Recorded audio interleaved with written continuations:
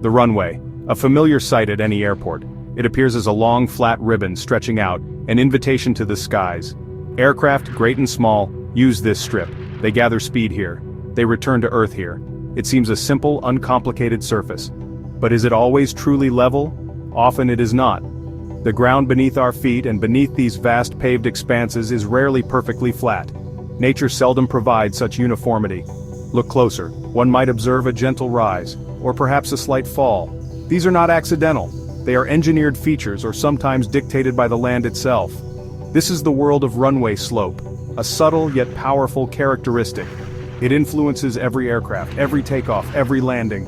It is a silent partner in the complex dance of flight, a force that must be acknowledged, understood, and respected by all who command these flying machines.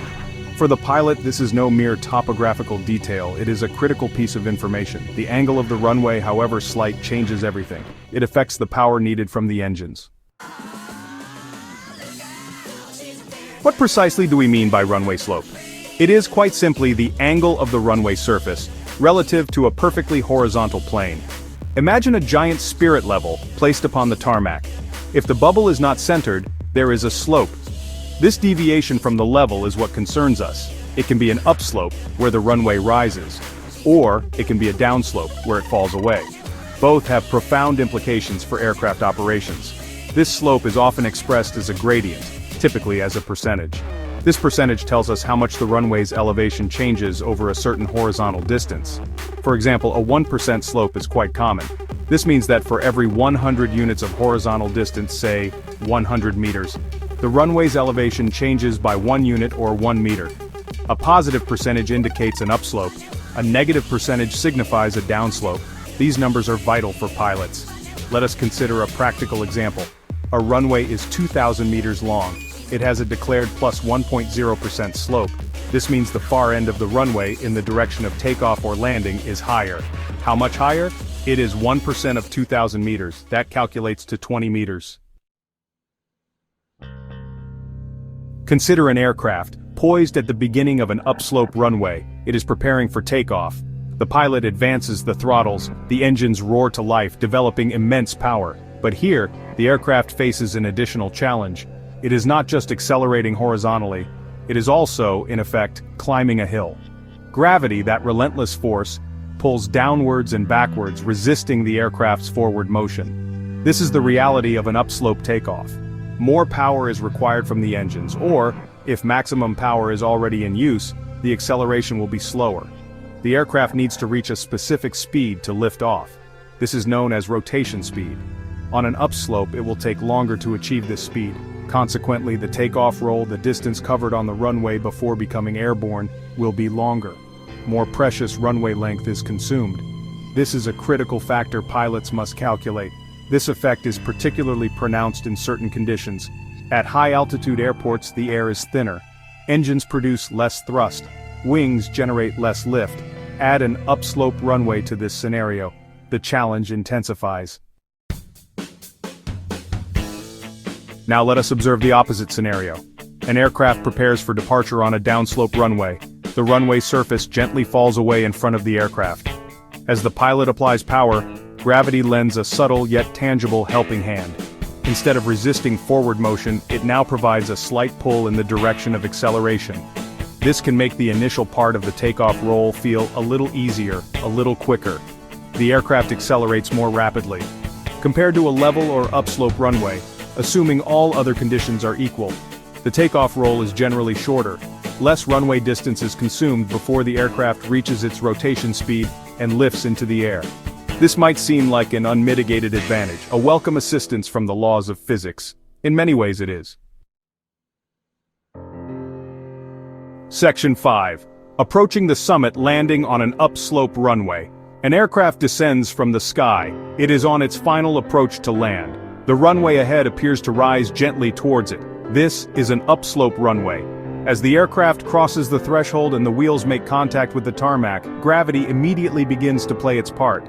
The upward incline of the runway surface acts as a natural braking force. It helps to dissipate the aircraft's considerable kinetic energy. This assistance from gravity means the landing roll will be shorter. The aircraft will slow down more quickly than it would on a level or downslope runway. less reliance needs to be placed on the wheel brakes or reverse thrust. This can be particularly beneficial, especially on runways that are not excessively long, or in conditions where braking effectiveness might be reduced, such as a wet surface. The upslope provides a welcome inherent deceleration. Section 6. The downward glide landing on a downslope runway. Now, imagine an aircraft approaching to land on a downslope runway. The runway surface falls away from the point of touchdown. As the aircraft settles onto the tarmac, gravity continues to exert its influence. But this time, instead of helping to slow the aircraft, it encourages it to continue rolling. It adds to the aircraft's momentum. This makes the task of bringing the aircraft to a safe stop more demanding. The landing roll will invariably be longer on a downslope. The aircraft's brakes must work harder. Reverse thrust, if available and used, will be more critical in assisting deceleration. More runway length will be consumed before the aircraft can be safely brought to taxiing speed or a complete halt. This necessitates meticulous pre-landing performance calculations. The pilot must be absolutely certain that the available runway length is sufficient for the prevailing conditions. Visual illusions can also be a significant factor when landing on a downslope. The downward angle of the runway can make the pilot feel that they are lower than they actually are.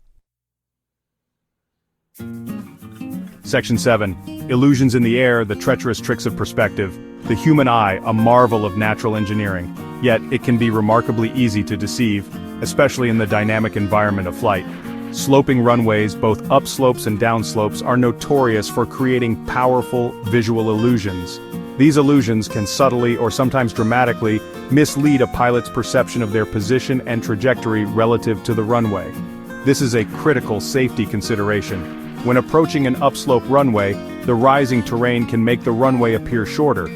It can also create the sensation that the aircraft is too high on the approach. The natural but incorrect reaction might be to reduce power and increase the rate of descent.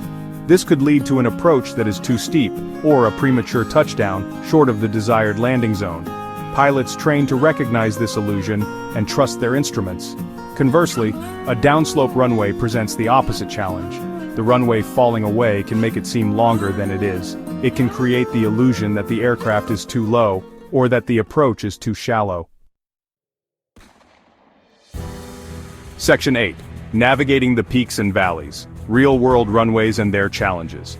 Across the globe, airports are nestled into diverse landscapes. Some are built on vast, flat plains.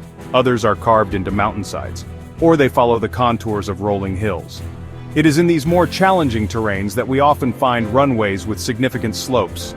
These are not mere theoretical concepts.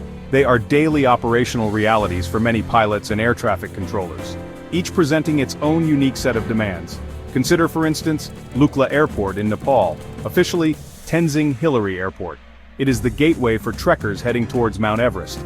Its runway is famously short, at around 527 meters, and it has a dramatic upslope of approximately 11.7%.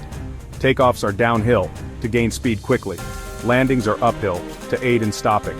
There is no room for error here. Only highly experienced pilots with specific training are permitted to operate into Lukla. Another remarkable example is Courchevel Altiport in the French Alps, serving the prestigious ski resort.